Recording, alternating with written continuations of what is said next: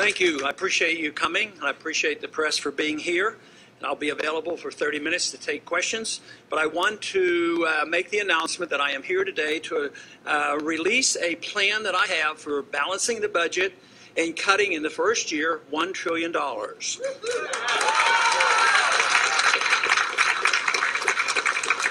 There's been a lot of talk about our problems that we're facing, but they're worldwide, and the big problem is debt. Debt has just been drowning all of us, and yet all the individuals in the current candidates, as well as many in Washington, they sort of talk about it, but they talk around it. They talk about cuts. They talk about future cuts. And everything I've heard so far in Washington and from the other candidates has always been cuts in the future. But the future means cuts on the proposed increases. They have like baseline. The baseline is a steady growth of government. And if they cut it, cut the growth, they call that a cut. Well, I don't like that. I think our debt is too big, our government is too big, and that we have to recognize how serious the problem is. Today, though, I don't think there are very many who are as worried about what's happening in the world financial community and in our own finances here in this country. And it's for this reason that I am going to be very determined to present a program that will make a difference. A lot of people will say, well, cutting $1 trillion in 1 year, that sounds radical. But you know, I operate on the assumption that the radicals have been in charge way too long.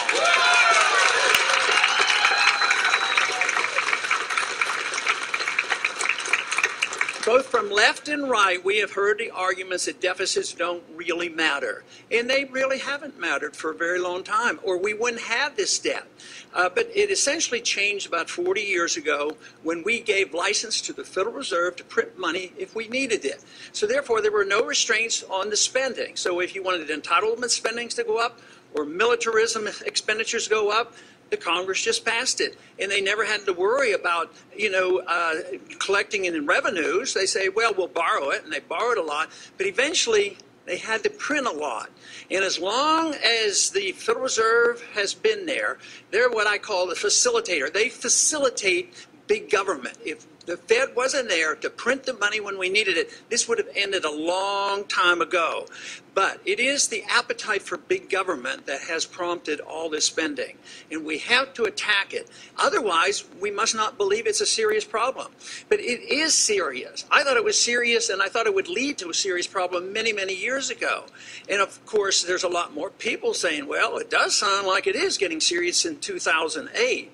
But it has been bad for over a decade. We've had no new jobs in the last decade, and we've had 30 million new people, and it is not a U.S. problem. We helped facilitate the worldwide explosion of debt because we printed a lot of money and we quit producing. The money goes overseas. It becomes the reserve of all the central banks, and they all have inflated.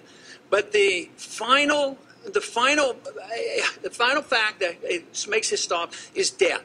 The market is stronger than even the Federal Reserve and governments because you can print and borrow and do all these things and tax, but eventually you drain the productive capacity of the electorate and the people. And this is what's happened. The debt is overwhelming, and yet there has been nobody serious about, well, how do you get rid of the debt?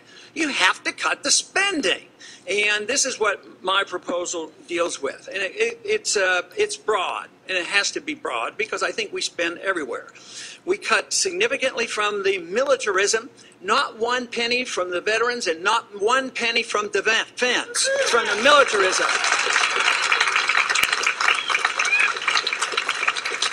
It cuts all the foreign aid. We don't need foreign aid. We need more help here at home.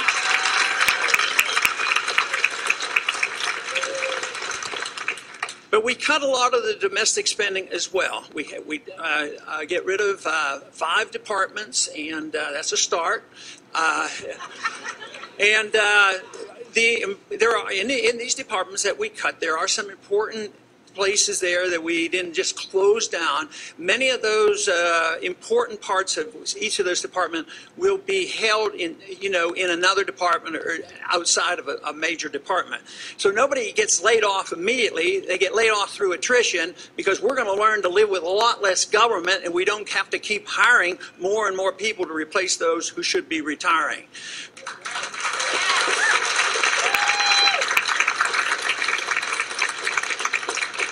Our national debt today is going up $4 billion every day, and that's unsustainable.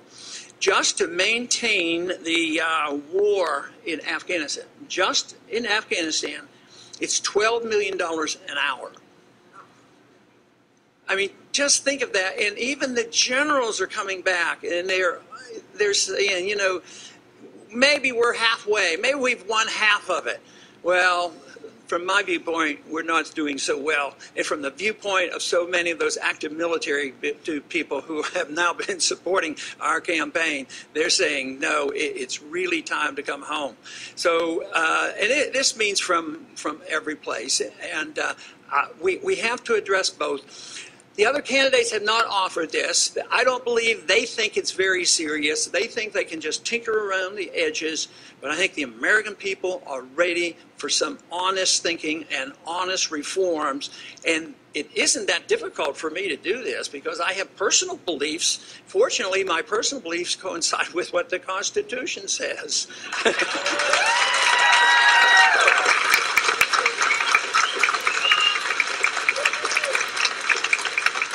So everything that is not explicitly mentioned in the Constitution should be, up for grabs, and that we should be able to cut it. Yes, and I have taken it upon myself that I will not take a salary any higher than the median income of all Americans, which is $39,000.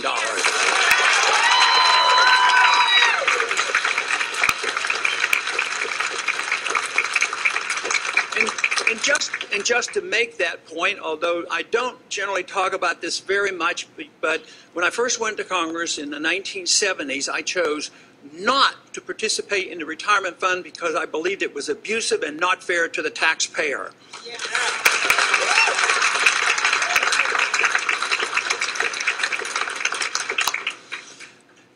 We need to do this as well as following up on the reforms we have to have at the Federal Reserve. It doesn't call for the abolishment of the Federal Reserve, but it does call for a real, honest audit of the Fed so we know exactly what they're doing with all that money that they create out of thin air.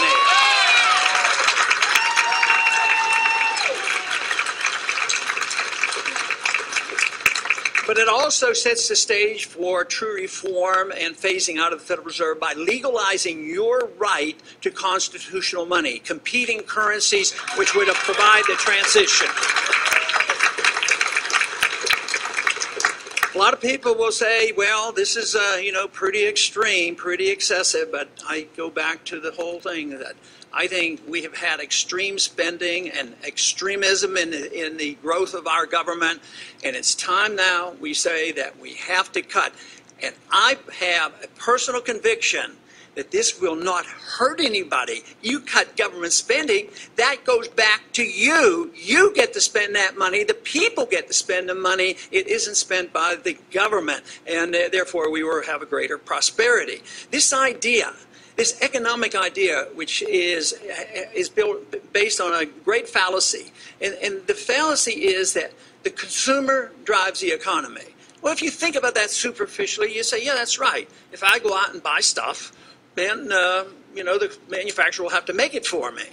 But what if you have 10 credit cards like a lot of Americans have? And what if you don't have a job? What if you don't have any money in the bank? How can you drive the economy? So it has to be different than that. Free market economics teaches that what you want is people to be out of debt and get a job, save money, and then the jobs are created and the supply and demand will provide the products that we need. But this whole idea that if you just pass out money and government passes out money, if government spends more money. They've been doing this now for a good many years, really extremely so here since the last 4 years, since 2007, 2008. The TARP funds and all the Federal Reserve spending, and it hasn't worked because they're not doing the right things. They're doing more of the same thing that caused our crisis. So if we want jobs, we need to get the government out of our way. I deal with this as well on the regulation. We don't need more regulations. We need more regulations on the government is what we really need.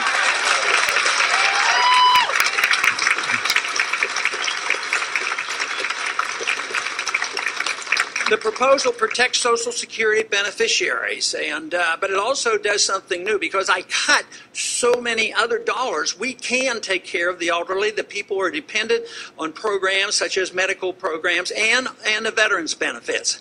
We can protect that. At the same time, I will offer the young people of this country, 25 and under, they can get out of Social Security if they want to.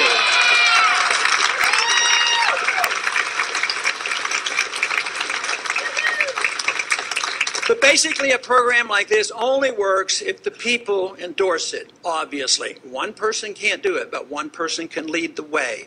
And the one question I would ask all Americans to ponder, and that is, what should the role of government be? And that's what our founders asked. And they asked, and they came up with a decision, and they decided that they didn't like the role of the king. So they wrote a document that said we shouldn't have a king. We should have the people taking care of themselves. We should have a Congress with a lot of responsibility. We shouldn't have a king declaring when we go into war. And that under these circumstances, the government is there to restrain, the Constitution there is to restrain the government.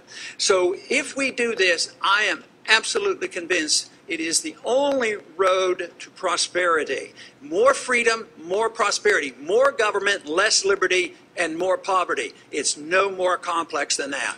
Thank you very much.